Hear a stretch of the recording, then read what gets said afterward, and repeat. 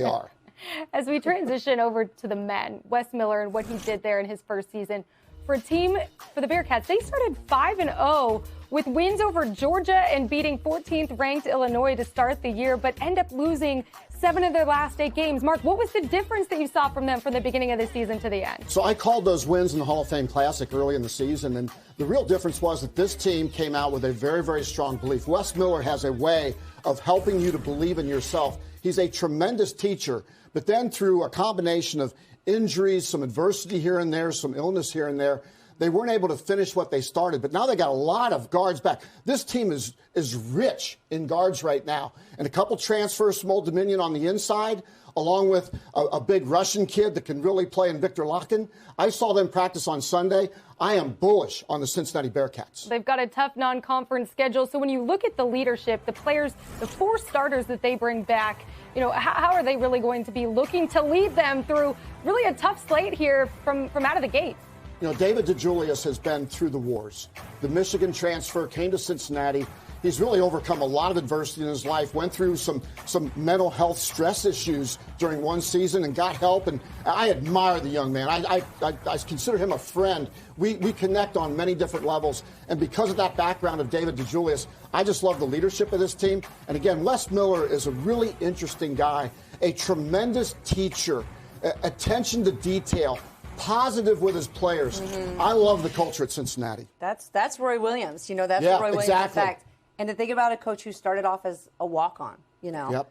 That has the edge. That has, I'm going to not only play, I'm going to get starting time and eventually become a head coach. I think it says a lot. I mean, positivity, especially in today's culture, we have to have it.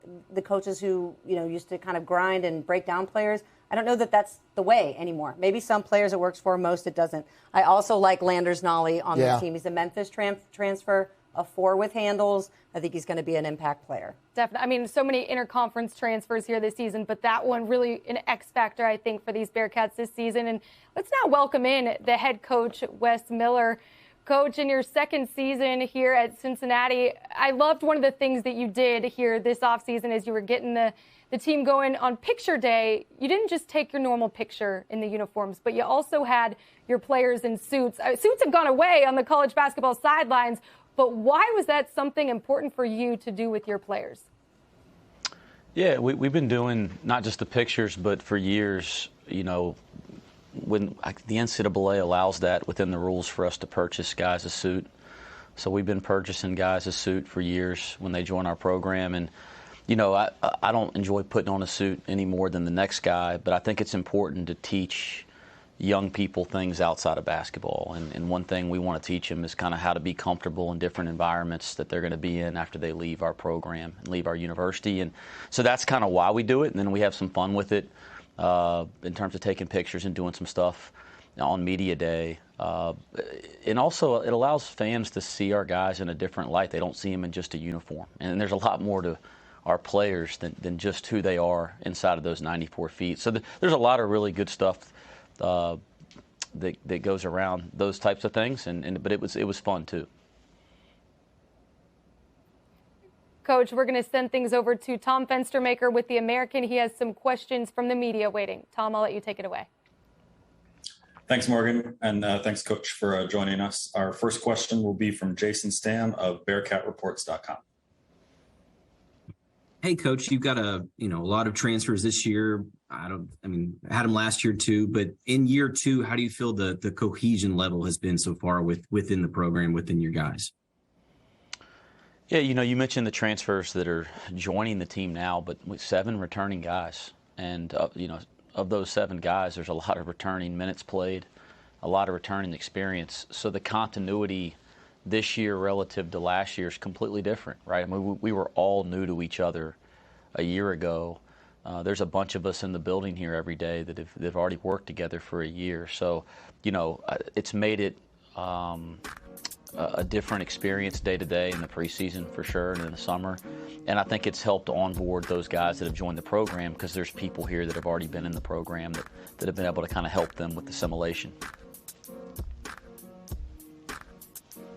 All right, our next question will be from Justin Williams of The Athletic.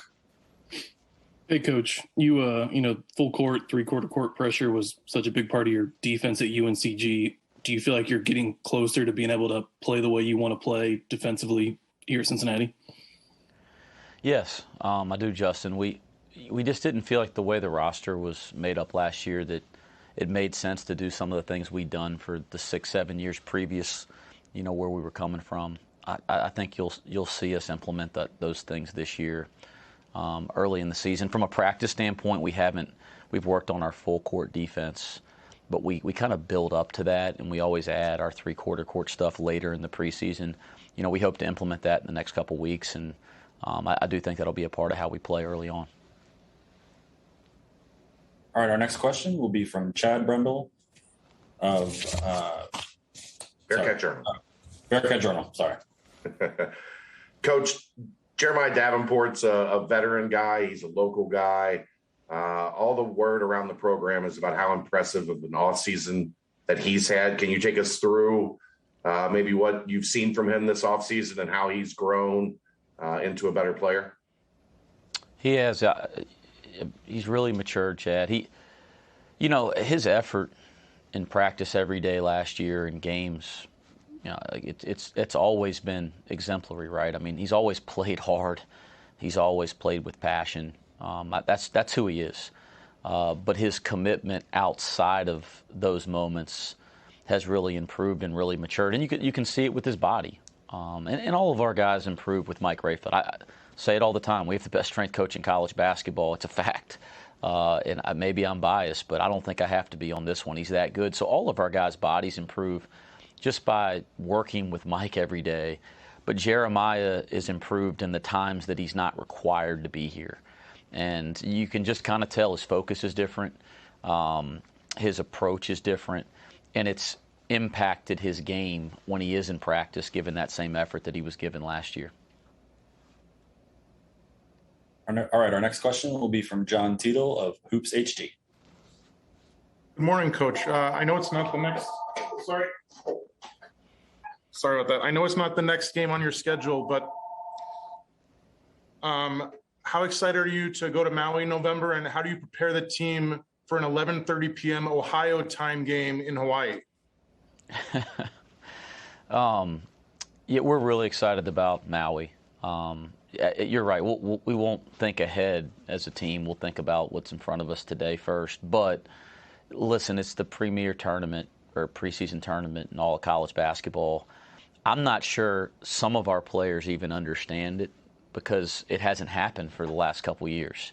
We had the pandemic, and so they've played the Maui Invitational, but they played it in Nashville or they played it in Las Vegas, and it's just not the same when it's not in Maui. So not only are we excited to be a part of it, we're excited that we're a part of it as it kind of goes back to the island. And I was a part of it as a player in 2004 at North Carolina and had an incredible experience and great memories from that.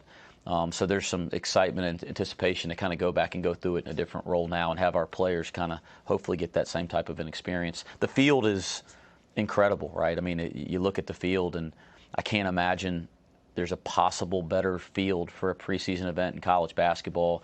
So it's going to be a challenge. It's a challenge we're excited about. And I think regardless of what happens when we're there, we'll be a better team and be more prepared for what we have to do in league play after we come back. So it'll be a great opportunity for our program. All right, and our final Zoom question will be from Tim Daniel of 48 Minutes Network. Coach, you guys bring in Landers Nolley, obviously a big pickup for your organization. Can you kind of talk about, the importance of bringing him in? Obviously a guy who played in the tournament last year, obviously familiarity within the conference. How big is he for your program as you guys are starting this transition moving forward? Yeah, I've said this a lot. I think the 7 returning guys, I don't ever want them to get overshadowed because that continuity that we mentioned before. I think it's so important, and we want to celebrate guys that stay in the program, and they'll have a lot to do with our success. That said, the guys we've added in our recruiting and added to this roster really bring something to it, and Landers brings quite a bit. You mentioned experience. I mean, he played in the Maui Invitational his freshman year at Virginia Tech. So he's the one guy that kind of knows what we're walking into there.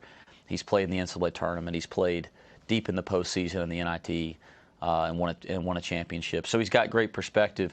he also brings us some scoring punch. And if you looked at our team last year, it was something we wanted to really address. Was we struggled to score the ball, especially in the second half of league play, and he scores it at a really high level. He's a guy that can finish plays with his ability to catch and shoot and his size. He's also a guy that we found can really create plays for others. So I think we'll use him a little differently. Certainly he'll play around others, but he'll also have the ball in his hands in transition. We'll put him in screens on the ball.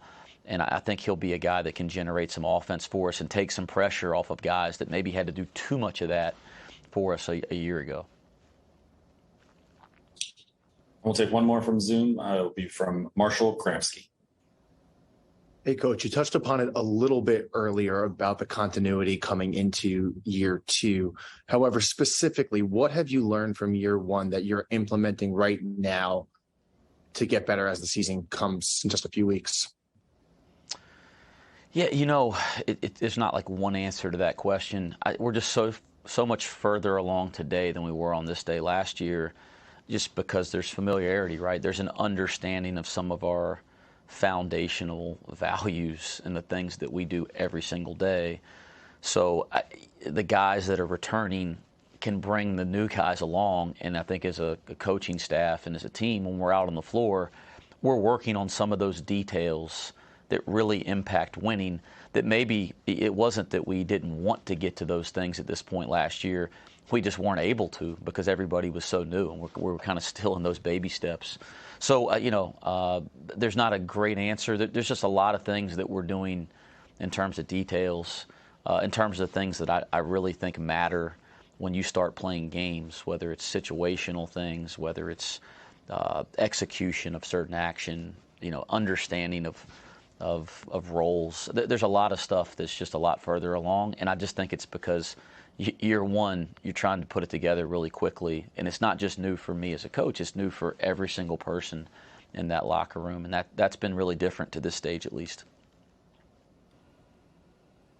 Hi, Wes. Mark Adams in the studio. Great to see you. Thanks for access to your practice the other day, and I snuck around, and I was looking at your culture, and you have two different posters there to talk about we, that culture of we. Why is that at the roots of your coaching philosophy? Yeah, well, Mark, good to see you, and thanks for stopping by. Appreciate the effort. I know you get out and try to see a lot of people, so I've always appreciated your effort to actually take that inside look to see how we're approaching it. Now, it is about team first. That sounds cliche, but yet you have to have a certain level of talent. You know that. But the teams that separate in college basketball, they sacrifice for each other, and they sacrifice for the name on the front of the jersey. And for us every day, it is going to be about development and growth every single day. We're not going to get consumed with things we can't control that are going to happen tomorrow. We're not going to get consumed with things that happened yesterday that are over. We're going to obsess about today, and we're going to obsess about sacrificing for the team first. So it is always about we, not me, and that stuff sounds cliche, but we try to bring that to life in how we approach it every single day. Hey, Coach Miller, Brooke Weisbrod here in the studio. That's just such an awesome mantra for the guys to buy into. And looking at this year's team and looking at the potential of the defense and how strong it is, it just seems to just elude these 90s Cincinnati defense vibes. And I'm just wondering if you have maybe a couple of players that you really like from that era, or have you shown any of the film of the 90s Cincinnati defense to the guys? It's good timing, Brooke, on the question. We had the 92 and 93 teams back this past weekend for a reunion. And so the 92 Final Four team and the 93 Elite Eight team. So it was great. And Coach Huggins was so great just to come back. And I know how hard it is to get away this time of year from your team because we're practicing. But to have those guys back, we actually had videos and highlights at their reunion Friday night. And our players were there and got to watch, and they got to listen and see how those guys interacted. One thing I said when I talked to that group, because I was and I wasn't trying to date them, but I was a youngster in those days. I do remember it well, but I was really young. That group made playing hard really cool. That's what I remember watching Cincinnati in the 90s and watching Coach Huggins teams. they made playing hard a cool thing. And we're certainly going to play really hard, and we got to make sure that scene is cool again, because it is, because it wins. And so, yeah, we're very well aware of the tradition here. We've embraced it.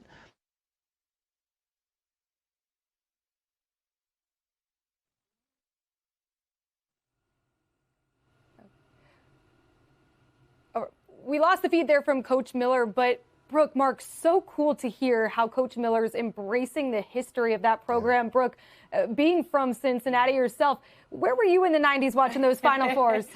Well, we might have snuck a little small portable TV into a wedding and watched it in the back, and just we're trying not to cheer and make noise. But, yeah, that was great era. Nick Van Exel, Melvin Levitt, all those guys. What memories? Cincinnati has such a great, rich basketball tradition, starting back with Oscar Robertson back in the late 1950s, in the early 1960s with Jim Bolden, Carl Bolden and those guys that went on to win the national championship at Cincinnati. I got a chance to meet former assistant coach Tay Baker, who's 95 years old now, over the summer. And we went through the entire history of Cincinnati basketball together. And what a thrill it was for me as a Cincinnati kid growing up, watching the black and white TV, by the way. That's how old I am. And watching the Cincinnati Bearcats win 2 consecutive national titles over the Ohio State University. The Bearcats were the best team in the nation during that era.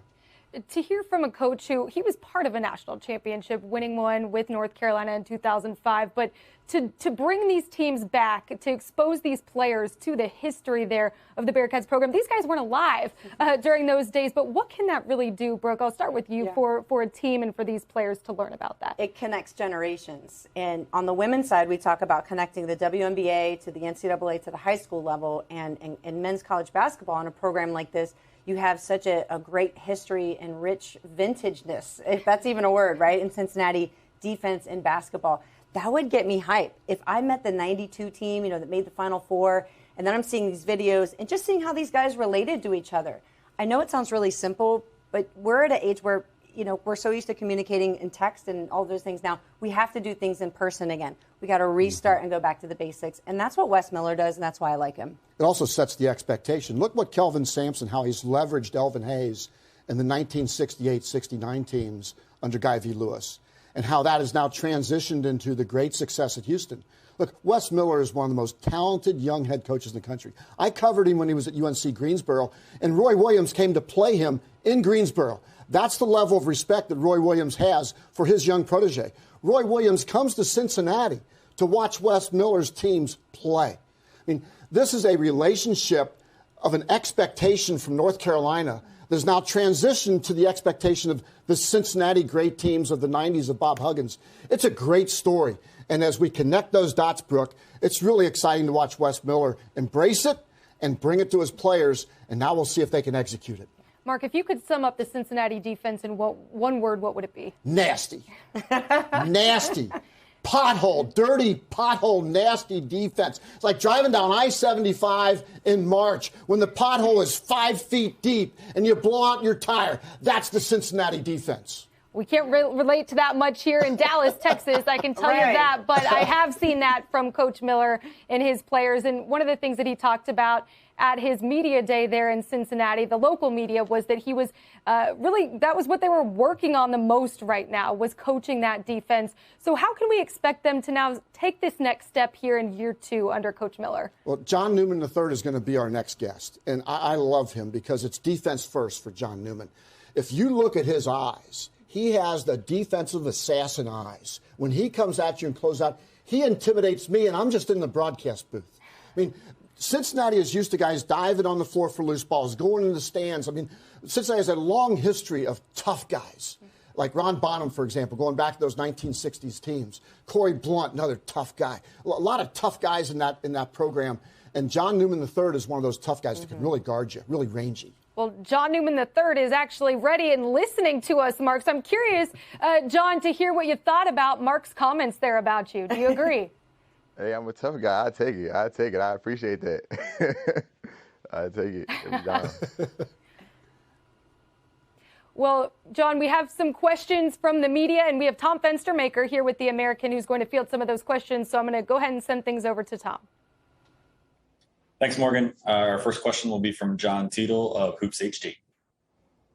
Good morning, John. I know you have a couple new transfers on the roster this year. I was wondering how they're fitting in with everybody and which one of them has impressed you the most so far. The transfers are fitting in great.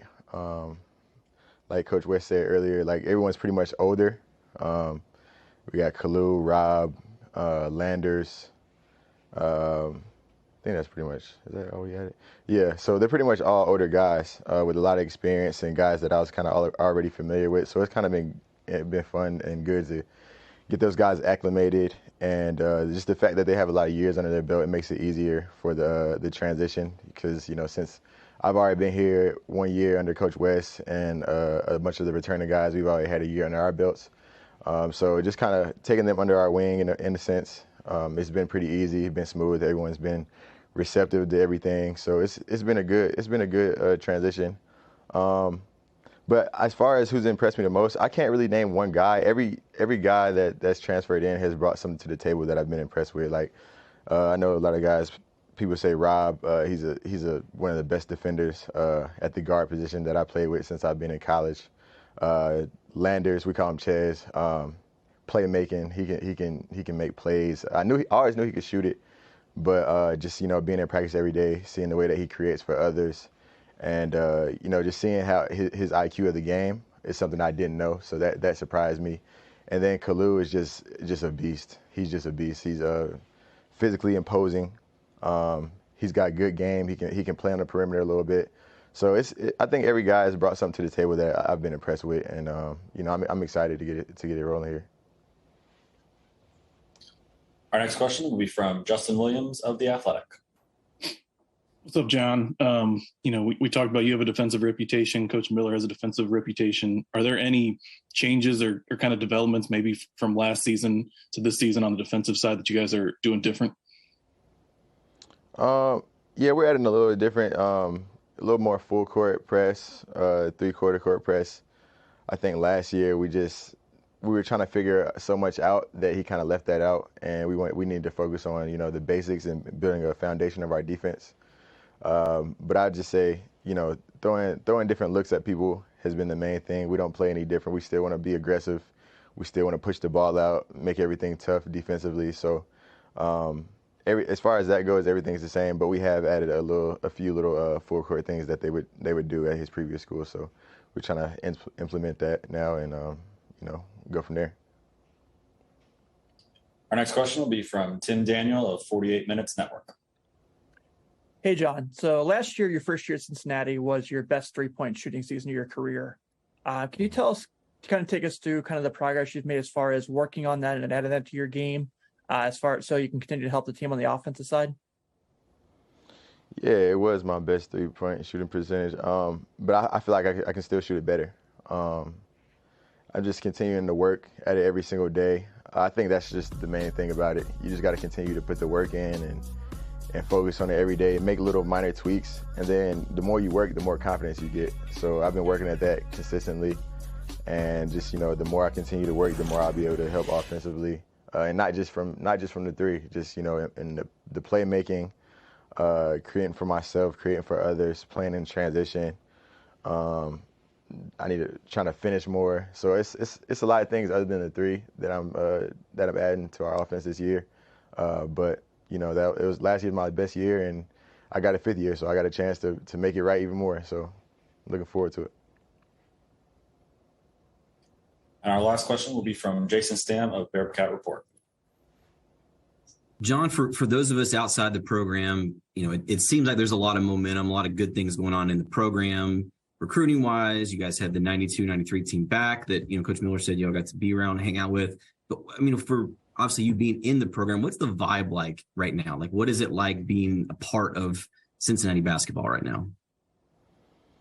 It's awesome. It's been awesome to me since I got here, to be honest. It was awesome having the guys, the 92-93 teams back, just to be around those guys and really have them we're already motivated in our own ways, but just to see those guys here and show us that love, it means the world to us, to be honest. And it's always been a family feel, but just having those guys back, and you kind of get a sense of, you see someone that did it, So it kind of shows you that you can do it, and they came from the same thing, and they made it to the Final Fours and Elite Eights, but they want even more for us. So I feel like we owe that to them. It was awesome seeing those guys come back and Coach Huggins and everything that they did for our program. So we just want to continue to build on that, and hopefully just continue to be better. John, thank you so much for taking the time to join us. Really looking forward to seeing here what these Bearcats can do this season. Absolutely.